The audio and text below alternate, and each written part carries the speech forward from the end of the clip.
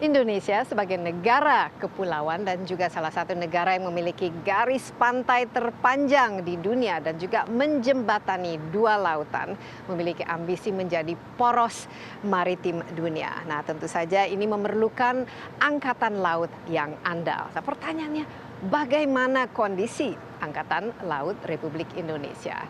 Saat ini saya berada di Komando Armada Timur di Surabaya. Di sini TNI Angkatan Laut memusatkan sebagian besar dari kekuatan armadanya.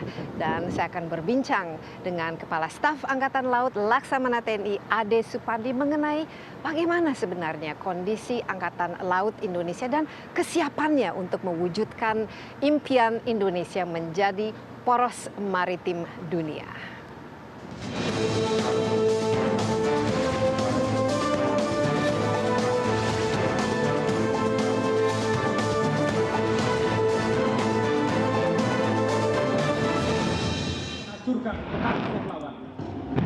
Puluhan kapal perang berlayar dan bertempur. Satu persatu, kapal-kapal tersebut menembakkan roket dan meriamnya. Dentuman tembakan sungguh menggetarkan hati. Tak ketinggalan, aksi pasukan khusus yang melompat dari helikopter. Lalu ada pula aksi tank amfibi yang melompat ke laut. Semua aksi tersebut membuat kita yakin akan kekuatan laut TNI.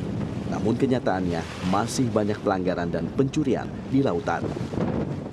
Dari data Kementerian Kelautan dan Perikanan, total 121 kapal penangkap ikan ilegal berhasil ditangkap dan ditenggelamkan. Jumlah yang tak tertangkap tentu lebih banyak lagi. Ini belum termasuk pelanggaran laut lainnya, seperti pembajakan dan penyelundupan. Salah satu sebab banyaknya pelanggaran tentu lantaran lemahnya kekuatan negara di lautan. Khusus TNI Angkatan Laut, pembangunan kekuatan sudah dimulai sejak 2009 lalu. Dalam Minimum Essential Forces atau dokumen pembangunan kekuatan minimum TNI Angkatan Laut, disebutkan idealnya TNI AL memiliki 247 kapal perang berbagai jenis. Namun hingga kini, kapal perang TNI AL baru mencapai sekitar 150 unit. Itu pun dengan kondisi lebih dari setengahnya berusia tua serta tidak optimal untuk bertempur. Kondisi tank marinir serta pesawat patroli juga sama memprihatinkan. Yang lebih memprihatinkan, hingga kini anggaran untuk TNI Angkatan Laut masih belum ideal, bahkan masih di bawah anggaran TNI Angkatan Darat. Padahal ruang lingkup kerja TNI Angkatan Laut jauh lebih besar. TNI Angkatan Laut menyadari kekurangan dan hambatan yang dihadapi. Mereka pun mengatur strategi untuk mencapai sasaran pembangunan kekuatan minimum yang didambakan.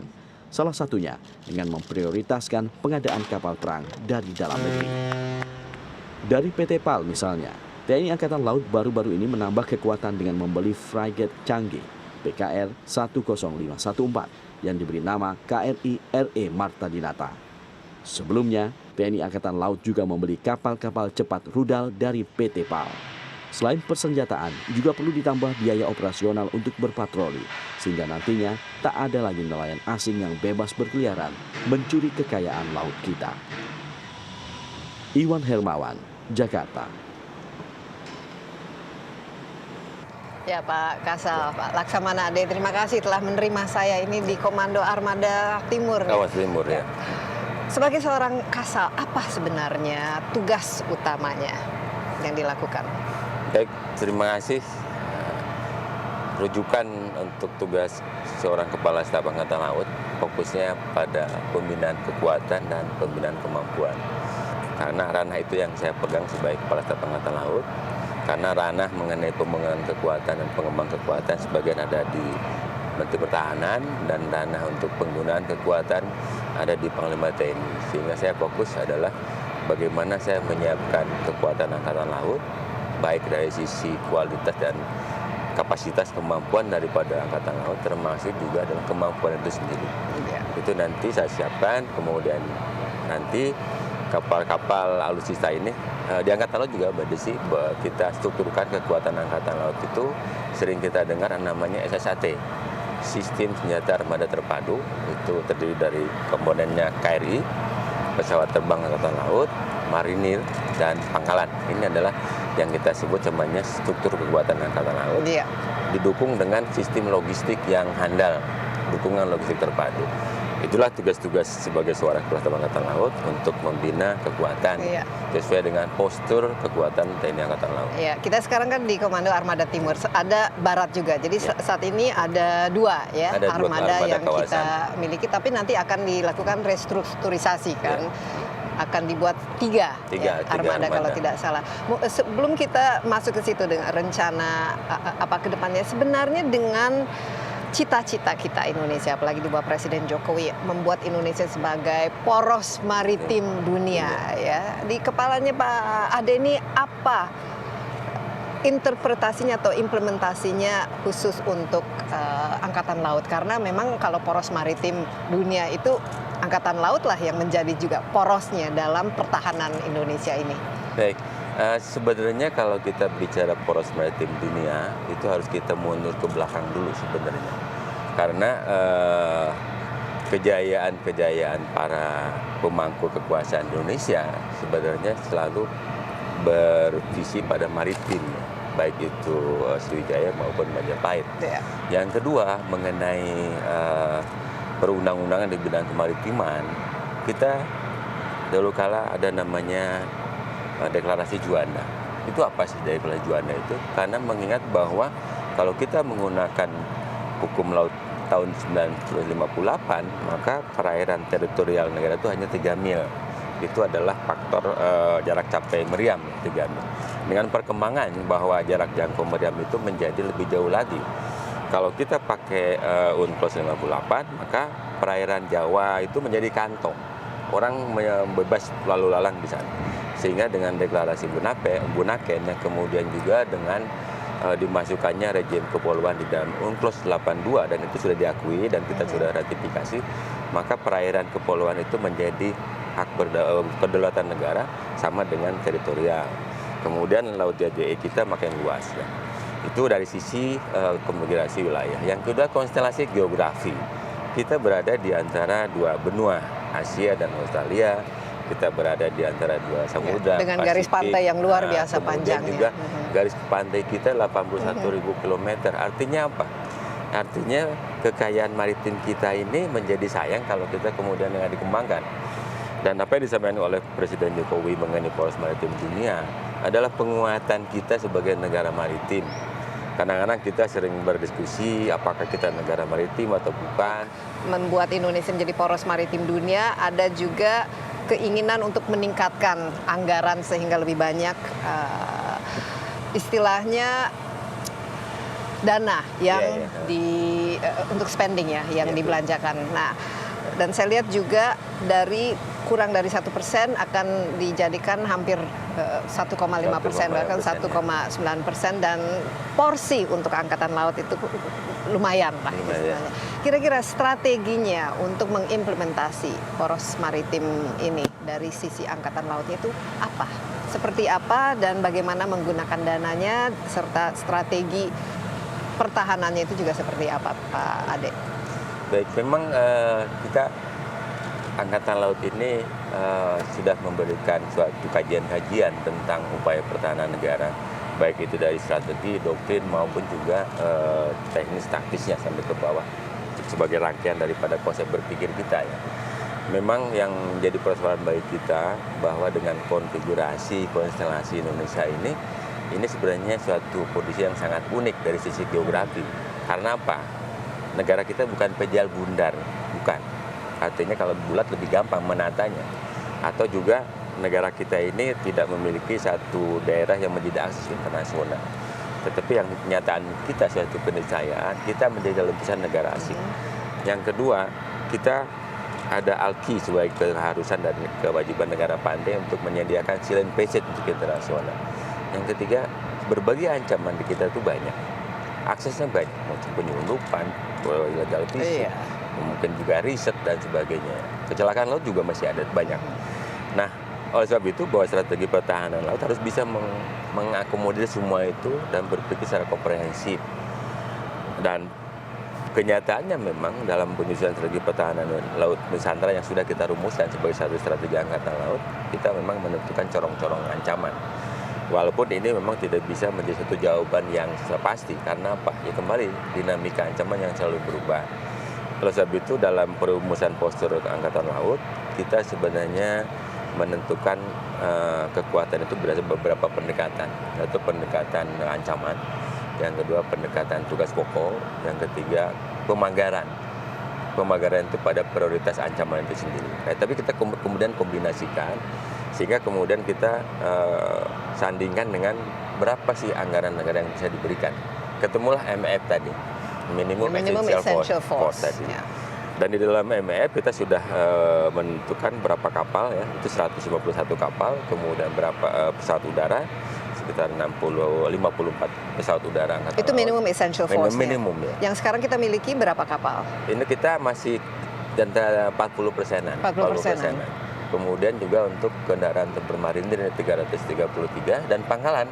Sesuai yang tadi saya sampaikan tadi bahwa ada SSAT, bahwa pangkalan tidak boleh ditinggalkan. Karena untuk dukungan operasi daripada kapal-kapal Angkatan Laut, pesawat udara maupun marinir akan kembali sejauh mana juga kemampuan dukungan. Jangan sampai kapal beroperasi, patroli kemudian mogok. Nah, kembali kepada penyusunan kekuatan tadi, memang untuk tahap 1, 2, 3 ini kita masih menggunakan parameter MEF. Nanti kalau pembiayaan perintah sudah bagus dan kita sudah dicapai MEF, maka kita akan beranjak berpindah ke essential force. Seperti apa? Oke, kira-kira memenuhi MEF itu pada tahun berapa Pak Ade? Apalagi kita belum 40% ya, sekarang. Sesuai renstra yang kita bangun kan MEF ini ada 4 tahap lah sampai 2029 sebenarnya. tahap pertama ini yang tahun renstra yang lalu, yang kita berjalan ini adalah MEF tahap kedua sampai 2019. Nanti 2020-2025 ini kan MEF tahap ketiga. Memang ada sedikit, kemudian dengan penyusunan renstra, kalau sampai renstra kelima berarti sampai 2029, berarti sampai MEF tahap keempat. Iya. Yang mudah-mudahan kalau ekonomi negara bagus, sampai MEF tahap ketiga ini sudah selesai gitu.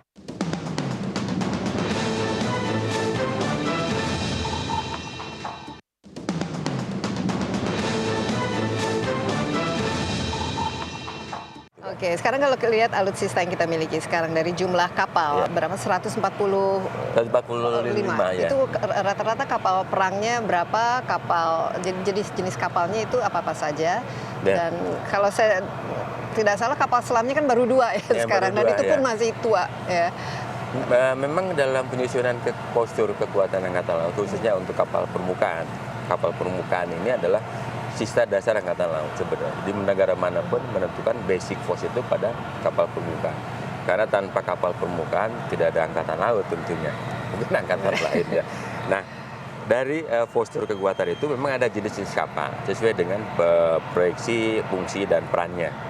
Yang pertama untuk kita adalah kapal-kapal permukaan kombatan, jenisnya frigate ataupun destroyer yang lalu kita punya. Ini seperti yang kita lihat di belakang ini, John Lee ini. Kita mengadopsi nomenklaturnya barat, sehingga itu disebut light frigate. Karena untuk frigate sendiri itu panjangnya di atas 100, Ini masih di bawah 100, 90 meteran, ini kategorinya light frigate. Jadi berapa kita memiliki Nah, ini diharapkan sekarang? kita sebenarnya dalam postur itu proyeksi 3 trouble spot tadi, karena ada kaitan. Satu trouble spot ini dibuat oleh satu armada, sehingga kita ada 3 trouble spot, berarti ada 3 armada sebenarnya gitu kan. Dan tumpuan adalah untuk kapal kombatan sebagai striking force ini adalah kapal-kapal frigate, light frigate ini maupun korvetnya. Nah, kita harapkan memang kita menghitung itu sebenarnya 25 paling tidak dengan revisi postur ini adalah masing-masing ini nanti ada, kalau 25 bagi 3 kan ada 8 masing armada. Itu minimum essential force ya. Tapi masih belum ideal masih ya. belum ideal. Idealnya itu berapa ya essential sebenarnya force? Paling tidak untuk kombatan ini satu mampu menjadi kapal tabir ya. Kapal tabir itu kita desain untuk satu BTP marinir itu 7 kapal frigate lah. Kemudian juga ada kapal nanti juga kita butuhkan untuk pemukul ya, sebagai satuan striking force-nya sendiri untuk Kogas Gabla biasa kita untuk gabungan laut memukul konvoi musuh dulu gitu kan. Sehingga itu butuh untuk kekuatan ya sekitar antara sama aja, kayaknya paling gampang itu 77 kapal. Karena itu suatu proyeksi kekuatan yang masih mungkin kita bisa lakukan. Nah, dari armada yang kita miliki sekarang ya, peralatan kapal dan lain sebagainya, itu rata-rata usianya itu berapa Pak Ade? Dan berapa yang baru sebenarnya kita butuhkan? Memang bagi negara manapun yang memelihara angkatan laut itu butuh budgeting yang cukup besar.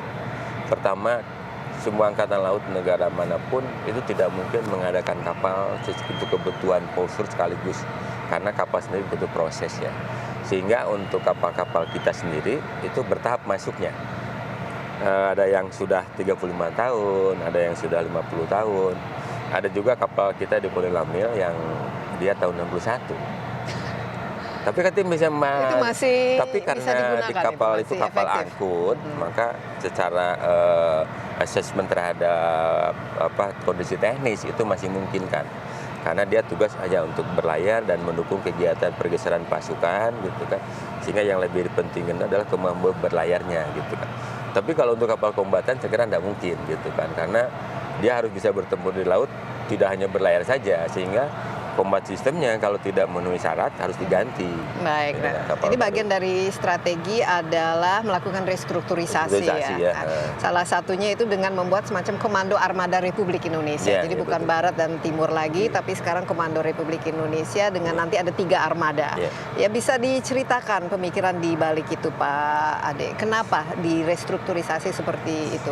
Sebenarnya karena bentangan tugas yang demikian luas ya. Demikian luas. Kalau kita coba kita bandingkan luasnya wilayah negara kita dengan Eropa Barat itu sama.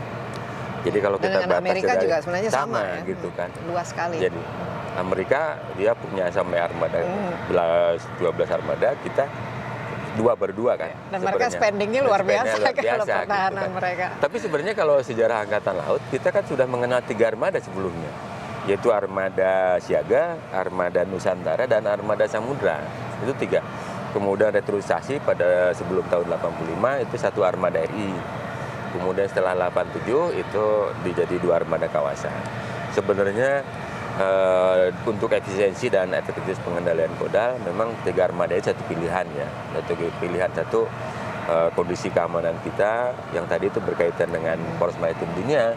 Salah satu amanah dari Poros Maritim Dunia adalah menjaga ruang investasi yang didasarkan pada satu kondisi stabilitas yang aman gitu, yang permanen gitu.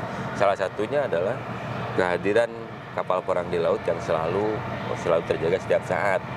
Apalagi khususnya di daerah timur Indonesia agak sedikit blind spot kan. Sebenarnya satu-satu implementasi daripada kewajiban negara memelihara wilayah kedaulatan negara di laut itu adalah bagi angkatan laut adalah naval operation, artinya kehadiran kapal perang di wilayah itu.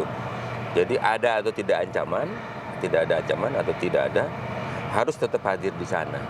Jadi tidak boleh kosong. Ya, untuk menunjukkan kedaulatan negara gitu. Oleh sebab itu kapal-kapal angkatan laut akan selalu hadir, walaupun memang ada concern masalah bahan bakar gitu. Tetapi kita harapkan para komandan kapal bisa mengatur proyeksi kapan misalnya harus memang bergerak ke laut, kapan dia harus di waiting position ya. Kita bukan lego jangkar, waiting position. Waiting position itu kita memilih suatu area di mana tingkat gangguannya kecil gitu kan, baru kita bergerak. Apalagi wilayah Indonesia ini kan di sini kita rawan penjelundup, kapal asing ilegal yang masuk, perompaknya kan juga banyak. Jadi perairannya kan banyak sekali ya titik-titik rawannya. Kapan kira-kira ya restrukturisasi ini akan dilaksanakan? Itu kan tetap atau ini masih dalam wacana? Itu kajian angkatan laut yang sudah disampaikan sejak tahun 2000. Keputusannya dengan pemerintah karena pasti akan pertimbangan budgeting ya. Budgeting yang pertama adalah untuk memenuhi kebutuhan pembiayaan daripada kegiatan administrasi daripada armada ini. Yang kedua juga tentunya adalah komposisi kapal kan harus terpenuhi. Ya. Jadi harus dibagi ke 3 tempat ya. Sekarang dulu 2, sekarang jadi 3 kan. Gitu kan. Itu kalau kita proyeksi dari MEF itu 151, kita anggap 50-50 lah. Satunya mana? Satu kapal kodalnya Panglima Armada besar lah. Yang bisa kemana-mana. Betul. Oke. Nah, itu jadi masih kita harapkan bisa diimplementasi, tapi berarti kan harus ada semacam pembangunan pangkalan-pangkalan yang jauh lebih hebat lagi lah, yang lebih utama. Dan kalau tidak salah dengan adanya 3 armada, berarti kan ada 1 ya pangkalan yang akan dibuat menjadi pangkalan utama yang di Sorong gitu. Itu bagaimana rencana ke depannya? Kita sedang kan validasi sedang berjalan gitu kan. Tapi sementara ini untuk yang konsep angkatan laut mengenai pengembangan pangkalan ya. Pangkalan ini harus bisa memberikan dukungan logistik terhadap kapal operasi Dan saat ini untuk Lanal tipe A ataupun Lantamal ini 14 ya. 14 termasuk di Papua itu di Jayapura, Sorong, dan Merauke. Kemudian ada Ambon, kemudian Kupang, Manado. Kemudian yang baru juga adalah Tarakan, baru tahun ini di akhir tahun kemarin, dan Pontianak. Nah, ini bertahap kita penuhi kelengkapannya, baik dermaga. Yang paling penting adalah dermaga dan dukungan logistik. Iya, penting sekali. Penting sekali karena keberadaan pangkalan di misalnya di wilayah timur itu bisa menghemat dukungan biaya bahan bakar lah, kita bahan bakar.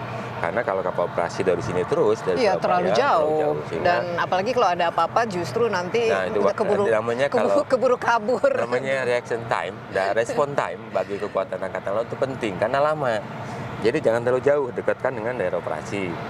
Oleh sebab itu saya pada staf saya coba dievaluasi kembali, tiap 300 mil suatu pangkalan harus ada dermaga yang lengkap dengan dukungan dan fasilitas termasuk dukungan logistik, sehingga dengan 300 mil kita anggap 10 jam untuk deployment, sehingga kalau ada kegiatan di situ tidak kebingungan dengan bahan bakar gitu. Tapi Komando Armada di Surabaya ini akan tetap menjadi pusat ya dari karena ini Armada kita Republik Indonesia. ini dermaga ini kan banyak memiliki fasilitas yang memungkinkan kita melakukan pemeliharaan gitu, termasuk juga Di sini ada kan PT PAL juga di sini, jadi sehingga gampang ya jadi untuk gampang. pemesanan kapal. Termasuk juga kita memanfaatkan ke depan adalah galangan kapal setempat yang kita supervisi untuk mampu menangani perbaikan kapal-kapal patroli, kapal angkut yang sifat teknologinya nggak terlalu berat. Gitu kan.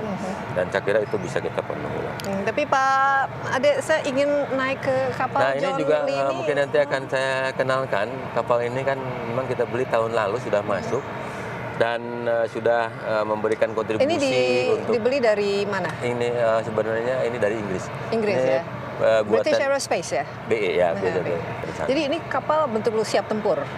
Siap Dengan peralatannya Ya, semua. Ini siap. coba kalau udah diuangkan kira-kira harganya berapa ya Pak? Sebenarnya ini kan kita beli Belinya tanda petik full. ya. Kapal ini tanda petik kita beli bekas, tapi belum pernah dipakai. Kok bisa ada bekas Karena belum dulu pernah kan ini dipakai? pesanan Brunei. Brunei tahun itu bareng sebenarnya dengan Pesanan Brunei terus mereka nggak jadi beli gitu. nggak jadi beli. Dan waktu bangun sebenarnya waktunya sama dengan waktu bangun kita kapal Sigma yang satu jenis di depan sana. Pak Itu sama.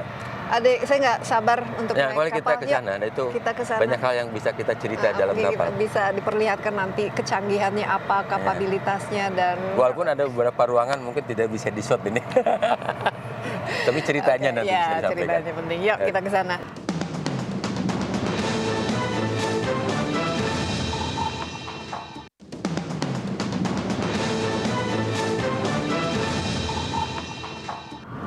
Oke, jadi ini kebanggaan kita ya. Ya, salah Pak satu Ade. bagi Angkatan Laut kebanggaan itu ya kembali punya kapal perang di mana dia bisa digunakan untuk melaksanakan tugas pokok. Yang kedua itu juga kita ini kan hidup dalam suatu lingkungan yang juga berhadapan dengan negara lain ya. Bahwa teknologi yang dimiliki oleh kapal kita ya oleh negara kita itu kan menjadi satu pandangan bagi negara lain gitu kan. Oleh sebab itu kalau negara melengkapi Angkatan Laut juga berkaitan dengan kredibilitas negara. Gitu. Ya, nah, tapi tadi belum dijawab pertanyaan. Saya kira-kira ini harganya berapa? Ada diskon kan? Karena waktu itu sempat Enggak, dibeli Brunei, memang ini tapi perhitungan sederhana. ternyata tidak jadi. Perhitungan sederhana. Kalau kapal ini aslinya sekitar 600 juta dolar. 600 juta dolar. Satu ya. Itu full equipped, lengkap. Full system. 600 juta dolaran. Kalau 3 berarti kan 1,8 ya. 1,8 miliar dolar. Kita beli itu dengan perhitungan ada tim apresial ke sana, tim penaksir. Itu ketemunya ya antara 150-an juta itu. Kemudian kita juga mengalihkan budget itu 385-an. Sehingga dapat 3. Jadi ya istilahnya price per kapal itu hanya 1,30-an. 135 juta dolar. Jadi untuk tahun ini Pak Ade kan sudah setahun yang jadi Laksamana, jadi Kasal ya. Apa kira-kira daftar belanjanya? Kalau tidak salah budget per tahunnya sekarang sekitar 1 triliun ya khusus untuk angkatan. Tapi yang itu yang kita sudah kemarin saya tanda tangan kontraknya. untuk tahun ini adalah menambah untuk kapal angkut tank.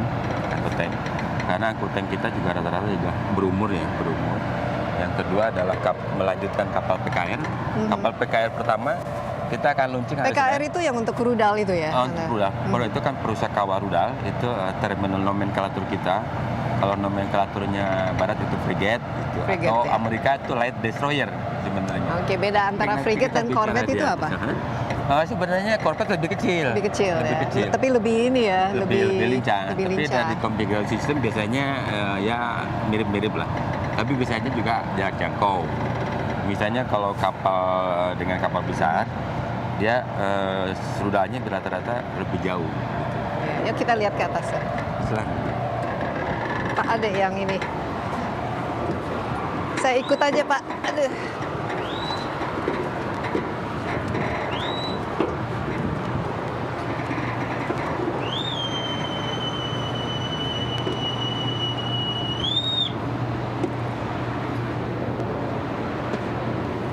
Terusin. Teruskan. Ini komandan kapal ini kita kemana? Kapal apa nanti? Sini. Ini geladak heli harus bisa menampung untuk heli sekitar 10 ton untuk helikopter AKS anti kapal selam. Helinya kita punya sekarang. Helikopter AKS itu baru masuk ke dalam program itu pada MF keduanya. Itu 11 helikopter. Itu tahun berapa? Tahun ini udah berjalan, udah mulai. Oke. Sayang soalnya ada kapal tapi nggak ada helinya. Nah, itulah makanya. Dan kita sebenarnya ini kenapa ada semacam ini adalah untuk harpoon grid atau weapon grid. Jadi kalau helikopter udah landing, itu harus nancep dulu, terutama pada saat ombak besar. Ombak besar supaya kalau di heli bawa senjata ini kan risiko tinggi. Sehingga betul-betul safe pada saat dia terbang atau landing. Tapi harus diuji dulu ya. Uji dulu Ombaknya. pasti. Nah, kehebatan kapal ini dari segi perangnya itu apa-apa saja Pak Ade? Yang pertama tentu adalah kalau kapal perang adalah isinya sendiri. Bagaimana sensornya, bagaimana senjatanya. Yang ketiga adalah kemampuan daripada untuk peperangan elektronika. Atau sekarang lagi tren itu perang cyber ya. Bahwa sekarang sistem ini kan sudah demikian banyak menggunakan teknologi tinggi, baik itu teknologi informasi maupun teknologi daripada elektronika sendiri, sehingga kita juga tidak lepas dari peperangan cyber sebenarnya. Karena semua data di sini juga ada yang menggunakan data-data yang umum, misalnya GPS gitu kan. Itu juga. Tapi ini lengkap semua untuk kalau misalnya ada perang cyber menggunakan teknologi dan lain sebagainya. Itu seperti rudal, data dan sebagainya. Ini tradisi. Apa tradisi? Karena ada kasal masuk kapal, sehingga kemudian diumumkan kepada seluruh anak buah kapal kalau di kapal ini sekarang ada kasal. The captain on the ship biasanya kan. Hai, mari. Oke. Di kapal ini untuk berapa orang Pak Ade? Rumus yang paling gampang kalau kapal ini misalnya 90 meter ya APK paling 90-an. 90 orang. Sekarang berapa real berapa? Anak buah berapa real? Jam 85 Bapak. 85. Sekitar itu lah. Kalau panjangnya 60 ya 60 lah. Jadi ada beberapa parameter perhitungan yang sebenarnya kita bisa ini berikan kepada untuk perhitungan lah. Misalnya kalau berapa sih jumlah APK kapalnya 40 ya 40 orang lah. Nah, dengan kapal ini kira-kira untuk melawan musuh seperti apa? Kita kan pertama kalau peperangan itu selalu berhadapan dengan kategori yang berbeda. Jadi kapal ini jelas kapal-kapal korvet itu secara basic role function itu satu peperangan pertahanan anti udara. Yang kedua peperangan anti kapal permukaan, peperangan AKS, dan peperangan elektronika. Termasuk juga adalah untuk gunfire support. Ini dalam masa perang. Tapi kalau masa damai jelas harus bisa menangani illegal fishing, illegal logging. Jadi untuk patroli juga ya? Patroli juga gitu kan. Nah kalau untuk peperangan itu kita lihat mampu dengan siapa saja ada sekelas. Umumnya kita membuat nanti yang namanya istilahnya kalau pekerjaan anak-anak lagi sekolah di Kelapa itu ada kalkulasi tempur. Ada namanya the base assessment. Kalau kita menyerang dengan satu rudal, kira-kira kapal lain akan hancur atau lumpuh atau dia ketawa-ketawa gitu ya. Jadi perhitungan itu ada. Kalau diserang kapal selam, kapal ini bisa Kita menangkap? punya alat anti. Pertama, anti untuk kapal selam itu adalah dengan menggunakan bom laut atau juga manuver Manuver sendiri adalah semacam torpedo countermeasure manuver.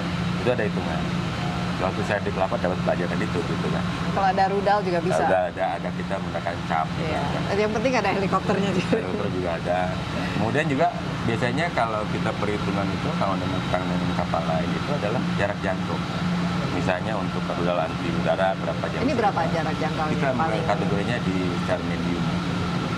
medium ya. Kalau untuk rudal sendiri kita udah nanti ada blok 3 itu sudah di atas 60 mil, 100 kilo. 100 kilo ya. Oh lumayan loh kalau gitu ya. Tapi kita juga punya rudal Yakon yang 300 km. Itu sehingga dalam kalkulasi dengan negara regional ya kita hitung setiap saat supaya updating terus kajian-kajian mengenai perkembangan lingkungan ini. Kemudian apa yang kita kurang, samakanlah di minimal. Atau kita selalu above ya. Nah untuk memenuhi essential force itu, kira-kira berapa buah kapal seperti ini yang kita butuhkan? Kita sebenarnya ada perhitungan untuk menghitung jumlah kapal. Yang pertama adalah pendekatan, pendekatan biaya sebenarnya. MF itu lebih banyak pendekatan Tapi biaya. itu krusial, tanpa biaya kita nggak bisa beli. Tapi tidak boleh mengabaikan pada pendekatan pada tugas pokok, mission base istilahnya calculation-nya gitu, consideration-nya di situ. Yang kedua kita itu ketemu 151. Kemudian ada kita namanya pendekatan tugas pokok dan lain lebih komprehensif. Itu ada namanya postur angkatan laut itu ideal. Ada postur angkatan laut standar. Ada postur angkatan laut essential force. Ya. Kalau ini MF itu 151 untuk kapal perang, kapal permukaan. Itu kalau kita standar atau EF sebenarnya itu 186. 186. Kita masih 140. Terus kalau kerja ke ideal itu 274. Itu 274. Ya. Kalau kita udah bicara Amerika Serikat, mereka surplus juga, kan. Tapi kita lihat juga kan kondisi ancaman. Ya. Ancaman perang terbuka kan boleh dikatakan saat ini kecil. Yang ada adalah stop of war, artinya pengamanan perbatasan, kemudian senggol-senggolan, kemudian juga mungkin sifat threaten itu kan pengancaman, yang menghidupkan fire control gitu kan dan sebagainya. Itu sudah merupakan bentuk pengancaman di laut.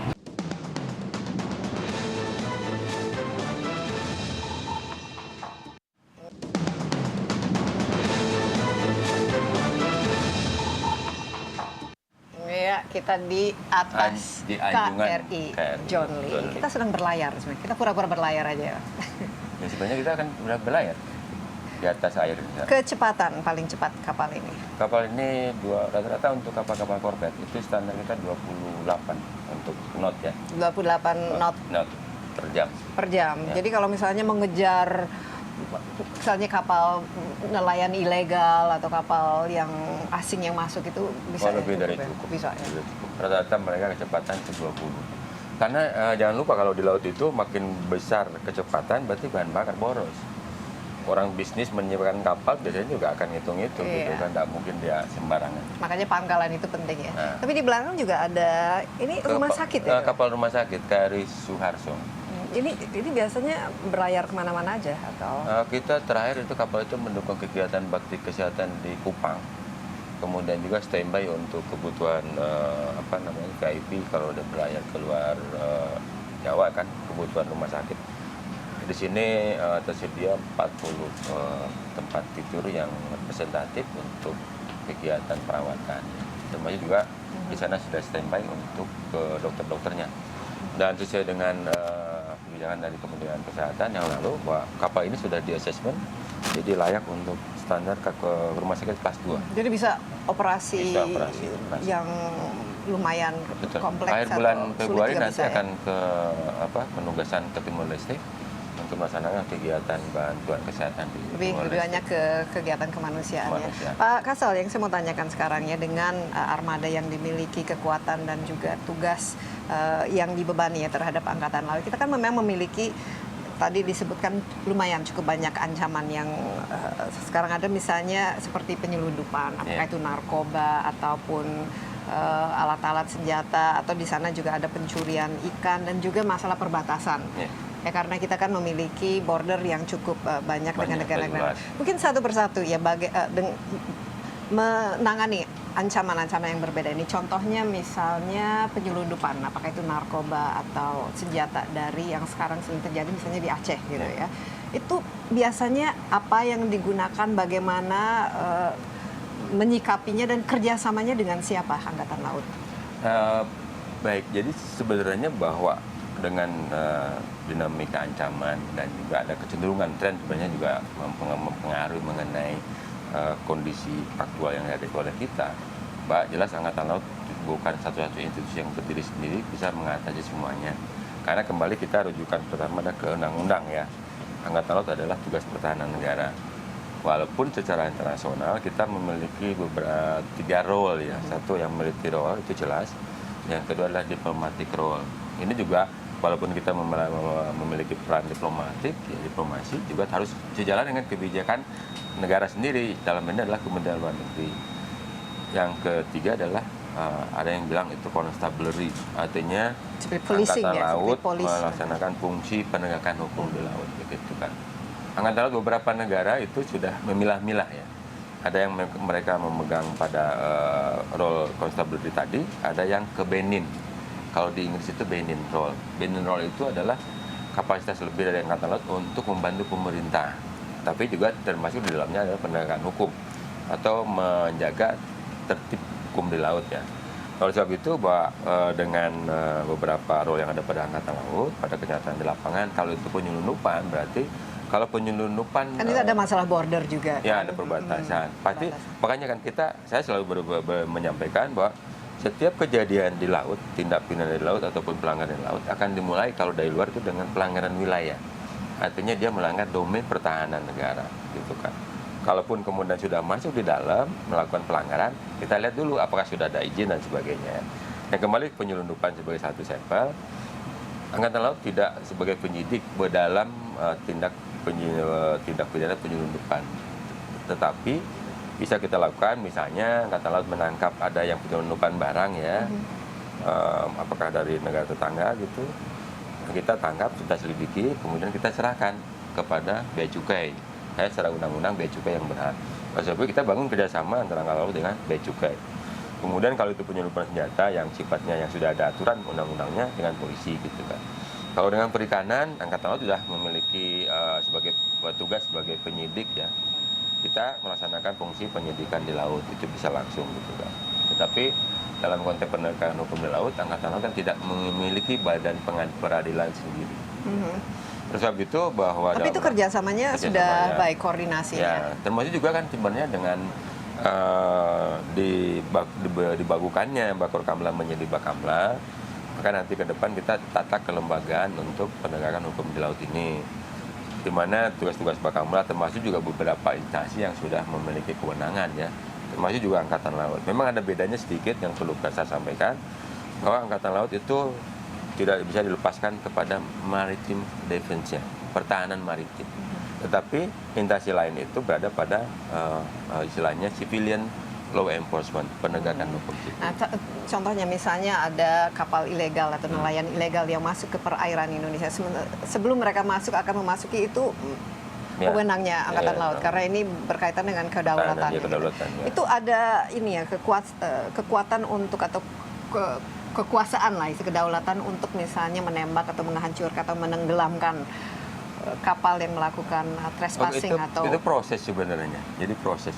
Atau bisa nggak kita melakukan? Ya itu kan proses dulu ya. Kita lihat misalnya kalau kita melaksanakan patroli laut, kemudian menemukan ada kapal ikan. Atau perompak kan sekarang kan banyak kan. Biasanya prosesnya kan pemeriksaan dulu. Pemeriksaan dulu yang dinamanya kalau dulu kita mengenal dengan Hendrikan, penghentian, pemeriksaan, penggeledahan dan penahanan. Atau yang baru ada dikemukakan dengan jar kaplit, dikejar, ditangkap, diselidiki.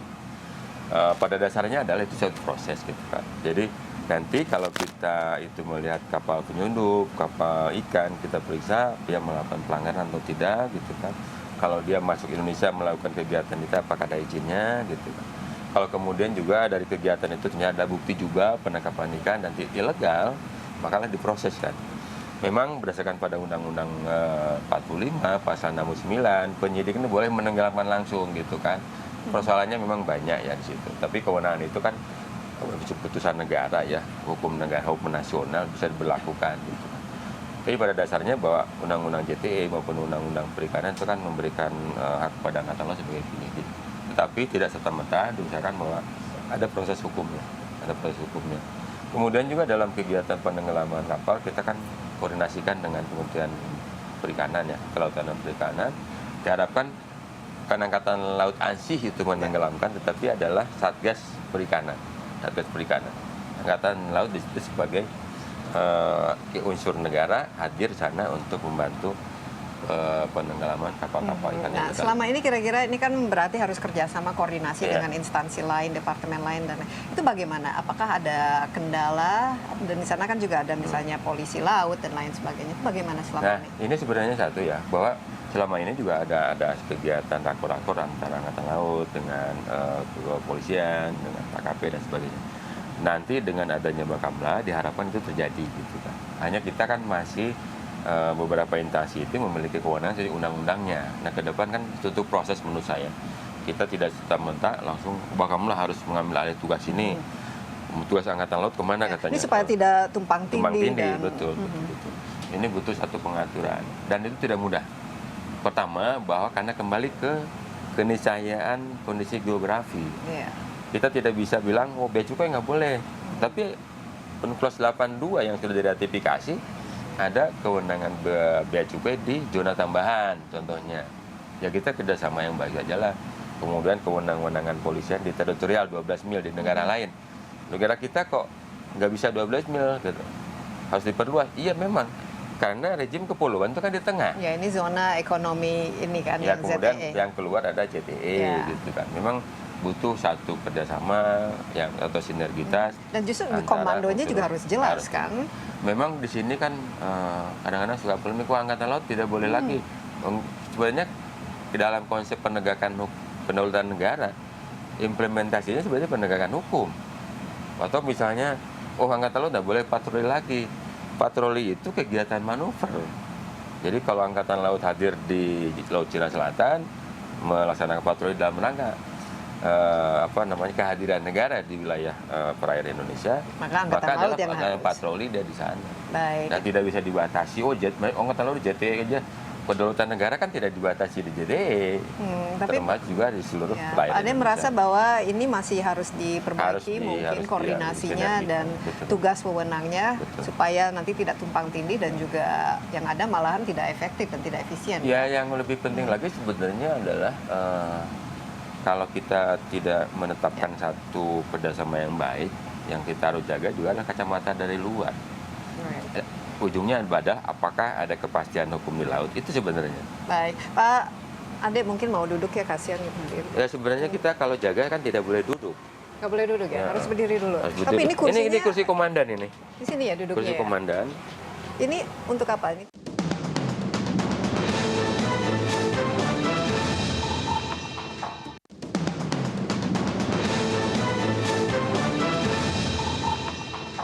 Ini untuk apa? Ini turun naik atau?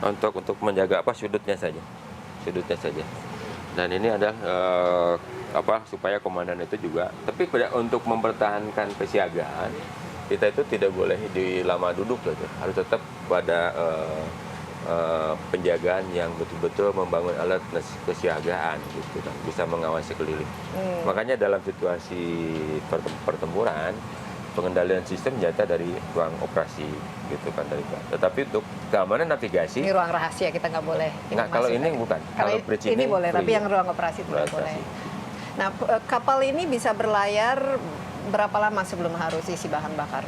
Normalnya kalau untuk kapal-kapal tipe kombatan begini itu 20 sampai 40 hari gitu kan. Tapi normalnya 20 hari itu kita anggap cukup. Karena dari bahan bakar itu kita tidak boleh dihabiskan. Jadi kalau harus ada sisa ya? Bukan hanya sisa, kestabilan kapal. Karena cuaca kan tidak bisa kita prediksi. Bahan bakar terlalu habis nanti kan ini labil ini, nggak boleh. Jadi tetap harus bisa mempertahankan, dan kemudian kapal harus menghitung. Ini habisnya di mana, bekal ulang di mana, kemudian cuaca juga bisa prediksi, jangan sampai bunuh diri, nggak boleh. Nah Pak Ade, ini kalau kita lihat ini sekarang jumlah anggota pasukan angkatan laut itu berapa sekarang di Indonesia? Kita memang DSP kita itu seratusan ya, 100.000. Sementara ini sekitar 70%. 70%.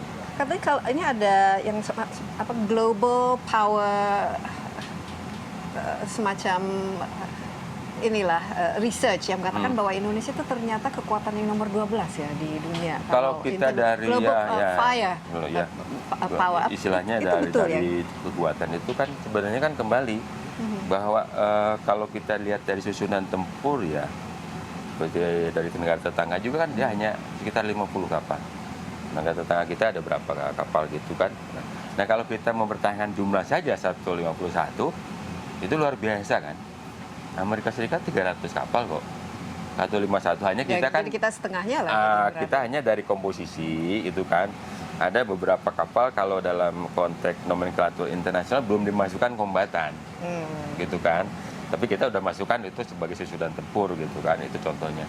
Tapi kalau walaupun kita sebenarnya kapasitas untuk tempurnya belum masih belum. Tapi kalau kita saya sampaikan gue kepada para staf, misalkan kita bisa mengupgrade kualitas lah. Gitu kan. Global firepower. Ya, gitu kan. Supaya tetap kita bisa bertahan di sini. Syukur-syukur bahwa kualitas kita itu juga menjadi satu hal yang lebih menguatkan positioning tadi. Tapi yang lebih penting sebenarnya adalah positioning tadi itu kan berarti efek deterrent sebenarnya. Kalau dari jumlah anggota angkatan laut itu sendiri idealnya itu berapa? Ya, tadi saya 100 itu. 100 itu? Ya. 100. Kualitas? Sebenarnya nggak besar. Karena begini hitungan kita di Angkatan Laut, kalau kita, tadi yang saya sampaikan, kalau kita mempunyai kapal 274 kapal, ya, kita hitung kapal saja, belum termasuk marinir dan penerbal Angkatan Laut. Kalau kita 274 kapal itu sebagai postur ideal, dan di satu kapal itu kita isi 100 orang, itu kan hanya 27.000. Ini nggak besar. Tapi yang paling penting adalah bahwa jumlah kapal itu menentukan kredibilitas negara untuk hadir di laut. Gitu kan. Dan mungkin juga kualitas SDM-nya. Kita bicara sekarang dengan SDM. Ya. Bagaimana SDM Angkatan Laut kita? Nah, SDM ya, sumber daya manusia jelas itu adalah sebenarnya kita anggap tulang punggung daripada organisasi gitu kan. Tanpa SDM yang berkualitas juga tidak mungkin organisasi bisa berjalan, bisa menghadapi tantangan, terutama tantangan kekinian ya. Oleh sebab itu peningkatan kualitas lembaga pendidikan itu harus menjadi salah satu fokus perhatian saya, baik dari mulai pendidikan pertama ya, dasar militer, kemudian pendidikan pertama, pendidikan pengembangan umum dan spesialisasi sampai dengan tingkat pendidikan yang dewasa ya, untuk seskoal seperti itu ataupun sesko TNI. Dan kualitas ini harus kita evaluasi. Kita mengenal di lembaga pendidikan Angkatan Laut ada 10 komponen pendidikan. 10 komponen pendidik itu ya kurikulumnya, kemudian tenaga pendidik, fasilitas, sarana evaluasi, tenaga kependidikan, kemudian di pembiayaan, kemudian juga paket instruksi dan sebagainya. Dari 10 harus betul-betul bisa mendukung upaya dalam rangka menghasilkan output sumber daya manusia yang berkualitas. Memang sesuai strata lah, misalnya kalau dasar militer, kemudian di lapang. Nah, untuk contoh sebagai di kelapa, sebagai outputnya harus bisa mengawaki kapal secara taktis dan teknis. Dia tidak ada alasan untuk tidak mengenal teknologi gitu loh. Kalau dia tidak mengenal teknologi, bagaimana mengoperasikan kapal? Oleh sebab itu, sebelum masuk kapal dia lengkapi kemampuan itu. Berikutnya lagi bahwa saya sering pegang atau sering satu adagium ya, bahwa banyak persoalan militer saat ini tidak bisa diselesaikan dengan ilmu militer. Oleh sebab itu saya berikan kesempatan para perwira untuk ngambil pendidikan akademiknya sesuai dengan keinginan ya, apa itu di teknologi ataupun manajemen ataupun di bidang-bidang ilmu lain. Jadi upgrading ya dari pengetahuan mereka. Ya sekarang kan perwira AL kita ada blueprint ya, ada punya blueprint pendidikan. Ada yang mengambil S1 dalam negeri, S2 atau S3. Termasuk Anda sendiri katanya belajar S3 sendiri, ya. sebagai contoh yang baik ya. Saya ingin bisa memberikan contoh aja lah di sela-sela kesibukan saya bisa menyempatkan untuk menyelesaikan pendidikan. Dan juga kita sudah kerjasama dengan pendidikan di luar negeri, ada yang di Naval Postgraduate School di Amerika Serikat, ada yang di Rusia, silahkan mereka mengambil jenjang pendidikan pengembangan. Dan banyak yang tertarik melakukan. Ya, banyak yang tertarik. Ada satu perwira yang baru selesaikan S2 di Rusia, S3 di Rusia. Ya. Seorang dokter dia. Oke, Laksamana Ade ini kan sudah 1 tahun jadi Kasal. Mungkin prestasi yang paling membanggakan bagi Pak Ade apa selama 1 tahun ini? Kalau saya muji sendiri kan, tidak boleh ya. Ya boleh dong. Kira-kira tapi apa? kalau saya rasakan bahwa kegiatan saya selama sampai saat ini, yang pertama adalah melanjutkan upaya pembinaan dari para Kasal sebelumnya. Yang kedua adalah bisa memenuhi komitmen dari Mabes TNI, karena salah satu tadi saya sampaikan tugas Kasal itu adalah pembinaan kekuatan dan kemampuan Angkatan Laut. Salah satunya adalah memenuhi komitmen operasional yang dalam ini adalah Panglima TNI. Yang kedua adalah kita juga bisa memenuhi komitmen yang sudah menjadi kesepakatan kerjasama dengan Angkatan Laut negara lain. Dalam masa kepemimpinan saya memang ada beberapa kegiatan besar.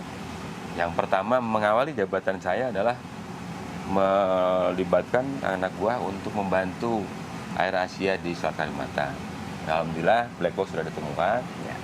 Dan lumayan juga, cukup menantang ya. Ya, cukup menantang bahwa dalam kegiatan Air Asia kita lihat anak buah ya, terus terang ada yang sampai udara oksigennya itu 0.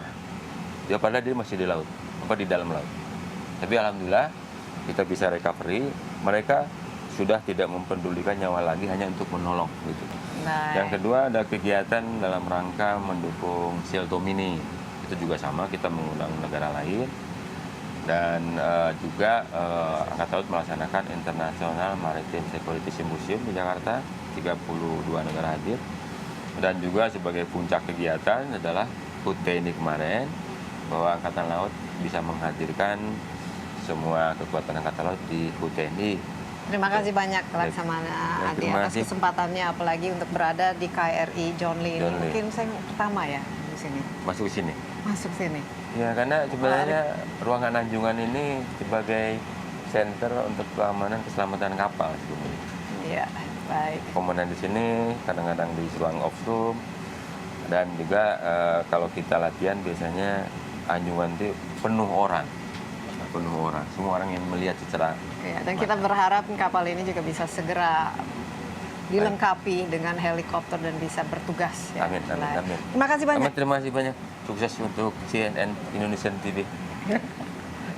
Oke, ya memang Indonesia yang seharusnya menjadi poros maritim dunia, karena kita memang negara kepulauan dan kita memiliki garis pantai yang begitu panjang, serta kita merupakan jalur pelayaran internasional. Sudah waktunya kita fokus untuk meningkatkan kualitas pertahanan dan ketahanan serta kedaulatan negeri ini, khususnya dengan meningkatkan kapabilitas dari Angkatan Laut kita. Tentu saja diperlukan adalah anggaran yang memadai, SDM juga yang qualified, dan dukungan kita semua supaya Angkatan Laut Republik Indonesia ini merupakan salah satu kekuatan yang kita miliki, bukan saja di Asia Tenggara tapi juga di seluruh dunia, untuk mewujudkan cita-cita Indonesia menjadi poros maritim dunia. Demikian Insight kali ini, saya Desi Anwar dari atas kapal John Lee di Surabaya. Sampai jumpa.